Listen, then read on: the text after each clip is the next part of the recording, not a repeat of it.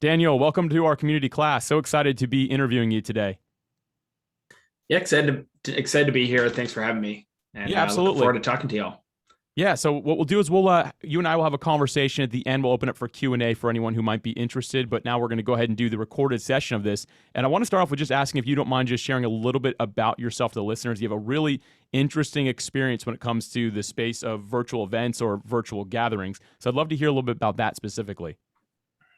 Yeah, so I've been building software that helps people come together for really the last 7 years. I had a startup in 2015 that was called Body for essentially for fitness instructors to be able to create their own ecosystems, their own branded studios digitally, and then bring people together to take live interactive fitness classes where participants could actually see each other and the instructor could see the participants and really build their community of people that are trying to do have experiences together and do things like fitness and other healthy activities, meditation, breath work, and build a community around that and do that all digitally. So I could be in New York, somebody could be in San Francisco, somebody could be in LA, and we're all taking these classes together and sort of democratizing access to really high quality fitness instruction, or again, other lifestyle type classes, and making it so that you don't even need to be in the US, right? You could be taking a US based instructor from somewhere in Southeast Asia, or and sort of just providing that accessibility. And since then, I've been focused on building product after product, and so I've built dozens of products over the course of 5 years, both as a contractor for clients, many for myself. And many of them have been around this idea of how do you create economic incentives for and really economic enablement for creators, for creative types, and for people that are trying to organize communities and create these digital groups where people can interact with each other in ways that historically you were only able to do in person. And using technology and the evolution of technology, really, things like, for those that are a little bit technical, there's something called Web RTC, which is web real-time communication that we're built on top of. We're really actually still in the infancy of tech like that, but it allows you to basically create tunnels between different browsers, different clients, essentially. And so, looking at these technologies, sort of the wave that's coming of connective meshes that are emerging, how can we think about what does it mean to have community and have accessibility to community for people all over the world? And that's something that I've just been really passionate about and excited about. That's really cool. You mentioned, I think you said it was called Body, the first one that you did in 2015. Mm-hmm. That was really early. Like what inspired you to even think about this? Like, I mean, I'm sure Zoom was a company in 2015, but I certainly had never used it or heard of it at that point. But what made you decide so early in the game to be focused on the digital side of things? There are a few things. One, I've in my travels, in just my own personal experience, I've come across a lot of really amazing creators, creative types, artists, dancers, musicians, fitness people, also have a creative side, right? In the way that you're actually running the classes. And so I always was really attracted to this idea of how can we actually make it feasible to be not just like the top 1% of any of these types of creatives, but how can we make it so that everybody can be a creative, and empower people to be able to build communities around themselves that are their own branded thing, use their own imagination to forge these ecosystems around the art that they're practicing. So I've always been drawn to that, and simultaneously I was messing around with. I've always been really into future technologies and just kind of like fringe tech and exploring what's possible online. I get a lot of excitement from it. So, I've kind of always had this belief that we should empower creators and empower them to really create communities around themselves. And then also realizing that this technology was kind of at its infancy, but was for the first time really feasible that we can even build something like this. And so kind of just smashing them together, Body was the result. And it was really my first startup that scaled in any meaningful way. And there were a lot of learnings from it that I'm now using in Topia. But it's always been a calling for me. And I think, as we think about the future of an artificial intelligence and the evolution of more like invasive technologies, it's actually very important that we stoke the fires of people's creative potential and actually show the future generations that it's a viable career path to be a creative, right? In a way that I'm sure a lot of people's parents, I sort of heard this myself, being a creative is a really hard path, right? Be an investment banker, be a doctor, be a lawyer. Those are more tried and true paths, and you have to be really lucky as an artist to make it, right? And so, how do we knock down those doors and actually make it so that everybody can be a creator? Yeah. Man, I love that. And I love to hear your passion behind that. So I'm excited to dive into some of this a little bit. And you actually just hinted at your company, Topia. I want to talk about that for a moment because I'd love for you to just give like a quick explanation of it, and then I'll go into asking some questions about it. Let's do it that way. Sure, that sounds great. So Topia is really the goal is to evolve how people socialize online and make it so that it's not about your persona and the content that you're broadcasting out into the world, like a lot of traditional social media is. Instead, it's more about the community that you're able to generate, the creativity that you're able to put into a space, and then bring people together as a community so that they can connect with one another. And so, again, social media right now is very much your persona, what you're broadcasting. That doesn't really match with how the real world works, right? When you go to an event in the real world, you're actually one of many people, and you're all able to have agency within a space and interact with each other and have serendipity and facilitate your own experience, move around the space, connect with different groups. And so Topia, at its core, is all about doing that in a digital realm and providing much more accessibility. So, if there's an event happening in San Francisco, for example, only people that are really in San Francisco or that can fly to San Francisco or that can fit into the space have access to that event. So how do we make it so that millions of people all over the world can actually be part of that experience, part of that community, tearing down the walls of what community means regionally, and making it available to everybody and feel as though you're kind of in person, and even enhance the experience of being in person as a complement. We actually have hybrid events that are going on where people are in person. We had one last night with Product Hunt.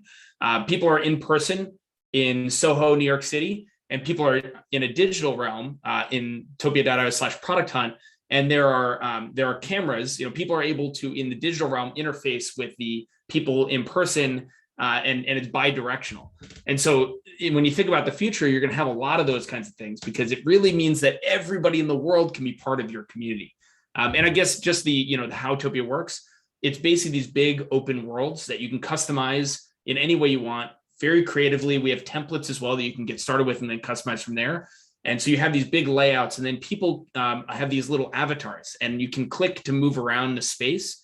And as you get closer to people, your audio and video, kind of like Zoom, fades in, and you can talk authentically, connect with people, look into each other's eyes, and actually have experiences together, which are really the foundation of lasting friendships, because a lot of these spaces are experiential. And so you can watch YouTube. You could, Alex, you have podcasts recorded on YouTube. You can throw those into the space, and people can actually be watching your YouTube channel together socially, right? Instead of going to YouTube now, you can actually go into this space, move around, talk in small groups, talk one-on-one, and be watching your podcast at the same time. It's really interesting, man. Here's something I like about this, because when we all jumped on Zoom, I mean, again, it's probably been around for a little while, longer than I know. But at the beginning of 2020, when all of us just decided, okay, this is the solution we're all going to use, I immediately remember telling my wife, I'm like, this is just the beginning of what could be something really cool. Like nothing against Zoom, but it's a video chat. Like we're just talking right now. There's no real interaction that can happen. And I told her from day one, I'm like, there's going to be companies that show up at some point that are taking this to the next level and actually driving the future with it. So it's really cool to hear that you're at the forefront of that. I mean, and I know that I was doing a little bit of research on you guys. You all raised $5 million, and it was with the co-founder of Reddit, the one that's dating or married to the tennis pro, right? To Serena. I think, yeah. I can't. His name's Alexis something. I can't remember it right now though. Yeah, Alexis Ohanian. Okay, yeah. So I mean, that's really cool that you guys are not only like, that's a big player that really understands, I believe, where the future of tech and the virtual world is going. So it's really cool that you all were able to work with somebody like that. So I want to transition this to now talking about how this could be used by podcast guests or podcast hosts. So I'm a podcast host, and I also have this community. Like, why would that replace Zoom that we're using right now? One, for me, but also for the people that are guests that are trying to build a community around what they're doing, whether it's their product or service or their coaching, whatever it might be. How could they utilize that? And that's a big question there. So you can just kind of start with, let's go ahead and start with me because I'm using this right now. Why would we replace Zoom with what you're offering, and what benefit would that have to people? It's a great question, Alex. And I would actually point out that we're not trying to replace Zoom, but Zoom right now is being used for everything. And it's really great at certain things, and it's really not great at others. And there are also aspects of it that don't even exist. So one way to think about Topia is as a social WordPress, right? A social experiential WordPress. So you can actually create essentially a replacement for your website, like your homepage that has all this content, has links to your YouTube.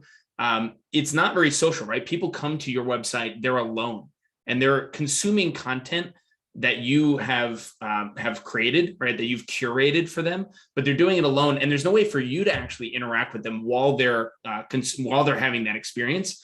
In Topia, you can turn your worlds into content, a curated content in the same way as your website, but everybody in your community can be socializing with each other while they're at your site, right? While they're within your world, and you can be interfacing with them as well. And so the first thing to sort of highlight is not the recording of your podcast. That we'll cover that in a second. But once you have these things recording, you have all this content already. How do you actually create community around your content? And right now it's like people go to YouTube, they go to maybe Spotify, they go to Apple Music, and they're downloading, they're consuming your content by themselves. And so that's not great for building a community, right? Because really a community is about the bonds between individuals within that community. It's not so much, it needs two elements. It needs some common belief. So in this case, the common belief is you, right? People want to consume your content. They believe in what you're saying. They're getting a lot of value from it. But the second really, really critical piece of community is connection to each other. Without that, you actually don't have a community. You have a bunch of people consuming your content. And so right now it's really hard to actually build meaningful community online. For example, you may actually do in-person meetups to try to, and bring people that are fans of yours. You have a newsletter, you say, hey, we're going to be in New York City, come gather together and meet each other, right? You can do that. That's in person. It's first of all, kind of expensive. You have to go city by city, and it's not accessible because people have to be in these major cities. If you have people in the middle of nowhere in other countries, they just can't really be a true member of your community. And so with Topia, you can very easily supplement your in-person stuff with these virtual gatherings. And again, we're not trying to replace anything. In-person's amazing. And this is not a replacement for in-person. I don't think that any of these like metaverse companies that are saying that they're trying to replace in-person stuff, that we should actually believe in those things, because in-person's amazing. And it would be a very dystopian outcome to lose that. But being able to provide this accessibility, being able to actually bring your community together much more frequently, that's really key. And then the second piece that you more directly asked about is in recording your content. Right now, we in Zoom in this meeting, right? You and I are talking. Everybody else is just passively listening, which is great, and that makes sense. But what if there were 500 people on this call, and what if they actually want, in just like in real life, to be kind of engaging with each other while they're experiencing this in real time, right? And so when you think about things like Clubhouse, for example, it has a similar problem to what we're experiencing right now, which is that you have the panel, and then everybody else is a passive listener, right? And they can't actually engage with each other in real time. In real life, if we're listening to a panel and I'm sitting next to my friend, we can be talking about it. We can be whispering, we can be engaging and building having this experience together, not passively individually. And so, when you think about real time streaming, podcasts, panels, conferences, conventions, CEOs talking to all their employees, bringing their employees together to strengthen their bonds, it's really a special and very unique thing in digitally to be able to do that in a platform that allows people to engage with each other while they're experiencing this thing.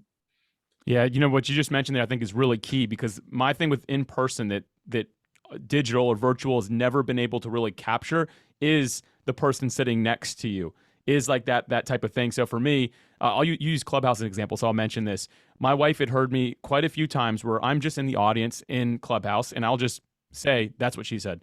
And if there's someone next to me, they probably would have laughed, And like my wife's like, "What are you talking about?" I'm like, "They can't hear me. I'm just in Clubhouse." But if there's someone next to me, you start to build a bond. And you can like kind of be like, "All right, let's." After that conversation, those two people or someone else who heard it behind you might be like, "Hey, let's talk. What did you get from this session?" Right? So what you're creating is more of a way to do this. And I like that you mentioned it's not a replacement for Zoom. It's not a replacement for my podcast or the other type of things we're already doing. This is something that has a lane, and you're just starting to build that lane that doesn't exist right now. So it's like a kind of a new tool set that people need to jump into. Am I right in saying that? I think that's absolutely right. And in fact, we don't have sharp elbows at all. You can embed Zoom into objects. So you can turn any object in one of your worlds into clickable objects that do different actions. One of them is that they can open another website like a Zoom link, right? Another is that you can integrate third-party streaming technology right into Topia, and it works spatially. So as an example, YouTube Live, Twitch, if you're already doing YouTube Lives, you don't need to change anything. You just put the YouTube Live link into your Topia world, and now boom, instead of people having to go to YouTube and experiencing this by themselves, you're still streaming to YouTube, but people can come into Topia and engage with each other while they're consuming your content. And so we're trying to make it really, really easy. You don't have to change anything you're doing. All that you're changing is the way that people are able to experience this together instead of by themselves. Yeah, man, that's really cool. That paints a really clear picture. So thank you for describing it that way. So thinking about my podcast, I'm thinking about from that perspective. So the application I'm thinking with this is it'd be interesting to have like a world that has all of my podcast episodes in it, and maybe breaking up by topic or something like that. Because if it was 150 episodes, that might be a lot of going through things, or just picking some key ones. But basically, people can kind of hover to one topic. Let's just say leadership is one of them. They can kind of hover there, listen to a few episodes, or just be chatting about them. Am I right in saying that's kind of like the idea behind it? Absolutely. Yeah. You could construct, so another way to think about this, we talked about the WordPress, the social WordPress. You can also think about it as like a content museum, right? And so you can curate these different areas, and then you can teleport between areas of the world. For example, you could set it up that way. And so you could have a sign that says leadership, and one that says empowerment, and one that says starting your own podcast, and whatever your different topics are, people click on that, boom, now they're teleported to that area of the map essentially, and other people that are listening to that same content are already there, and now they're listening together and they're engaging with each other, they're teaching each other, they're reinforcing how awesome you are and why everybody loves the content that they're listening to. And it's a magical thing. And what you'll also find is that your community, just like if you go in person, you wind up having crazy serendipity, right? Where people know each other. Two people on this call when we were doing intros, they both live in British Columbia, Canada, right? That BC is a big place, but still you find these little idiosyncrasies between each other, and you become friends, you become community. Oh, we know each other through our shared interest in Alex's podcasts. And now we're coming back to this world because he's putting in new content. We see each other again. Now we're like actually kind of friends, right? And so, yeah, you're right in thinking about it that way. That's really cool, man. I want to talk now about the idea of monetization with this. Like, let's imagine that I have a company, I have a product or service, or maybe it's online education, I'm a coach, anything like that, and I have a business. What kind of application do you imagine this has for that, if there is any space for it? Yeah, we have a pretty robust business model. There's a few different ways that you can actually earn money. So part of what I sort of alluded to in the beginning is that empowering creators to be what we call confluencers. So to create templates and engaging content for others to use, you can do that. You can put it. We have a whole marketplace. Again, in the WordPress context, think about it as plugins. We have kind of like a plugin library, but they can be entire world templates. They can be individual scenes, which are a collection of objects that may have pre-built interactivity that you can then change.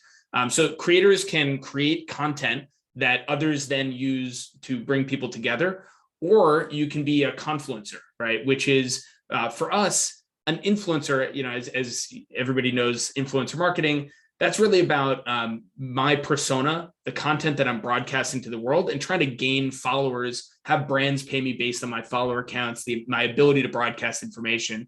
That's how traditional influencer social media works right now. In Topia and in platforms like Topia, there's a new term that's rising, which is the confluencer. And in nature, a confluence is when many different rivers come together and become one. In a digital social context, a confluence is when people come together, become a community, and a confluencer is the entity that brings them together to be the community. And so we are a confluencer platform. We reward confluencers, and we're as a platform, we're getting value when you bring people together in your worlds. And so we actually pay out commissions to people that are bringing people together in their worlds. We call them confluencer earnings, confluencer commissions. And so by having events, by having worlds, first of all, you can do things like have people subscribe to your community soon. We have a whole community system coming out. You can sell tickets to events. So you can make money sort of in more traditional ways like that. But one of the unique things here is that by just bringing people together in your world and having them experience conversation, experience your content, you'll also earn commissions anytime they spend money in platform, on our marketplace, on world subscriptions, on event upgrades. And so, that's a very unique thing here that makes it so that you can literally just focus on being a creator, being a confluencer, and not worry about anything else, but actually make a living from it. It's so cool, man. It sounds like Fido needs to go out, by the way.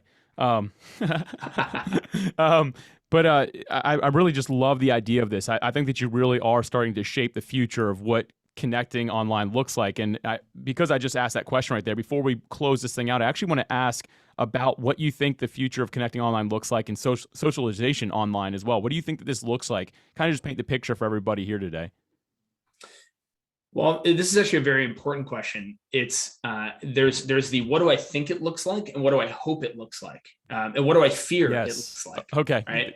Good. And I'll start with what I fear it looks like. I fear that it becomes very inhuman, that it becomes avatar based, that we're no longer seeing each other as people, as humans, and we're hiding in a similar way to what you get in something like YouTube comments, right? People are able to hide behind this username and troll each other. It's actually not a very healthy ecosystem, as everybody knows, right? Everybody knows that that's not a very healthy thing. And one of the reasons is because it's not very human. It's very dehumanizing. It's very easy for people to troll. It's very easy to get stuck in an echo chamber and to radicalize, even intentionally radicalize, because there's very little fear of being like discovered or having to be human or really authentically connect.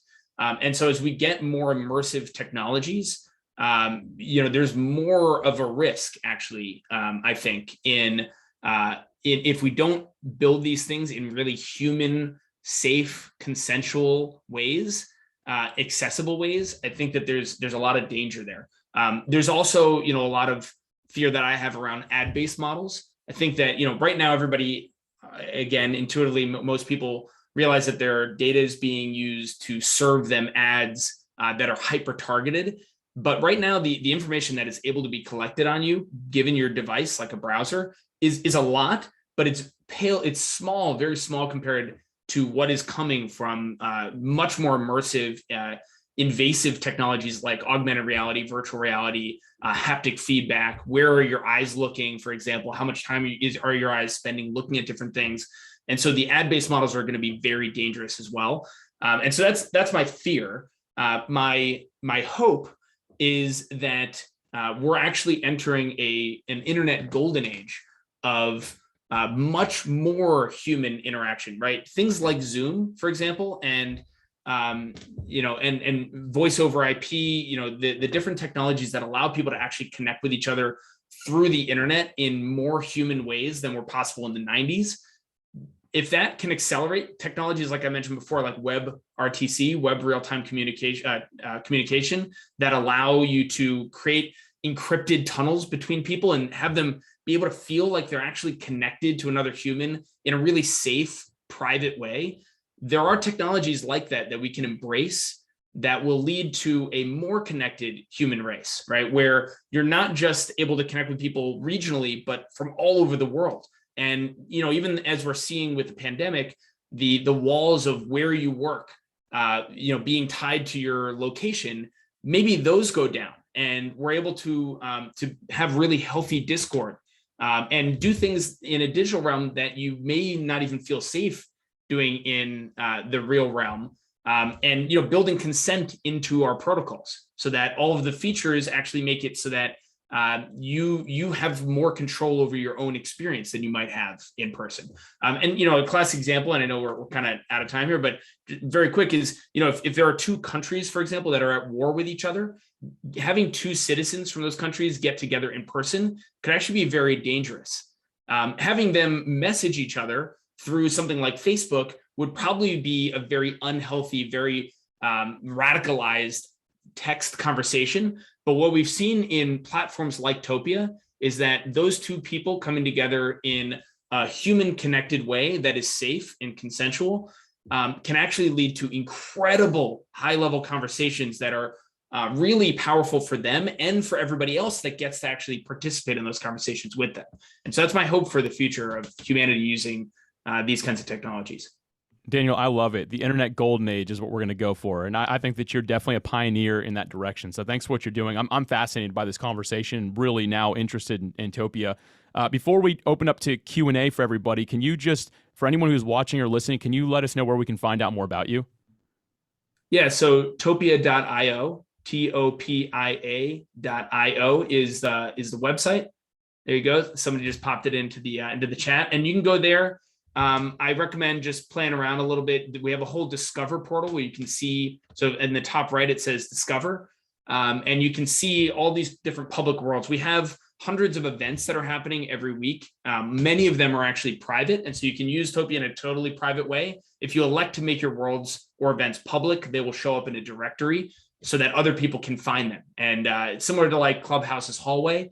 It's really, this universe that is these Topia worlds, being able to actually discover other humans and find people with similar interests to you in a digital realm. That's kind of what we're going for. So check out Topia.io, join our Discord as well. We have a very active community in there. There's a link at the very bottom. And we hope to talk to you soon.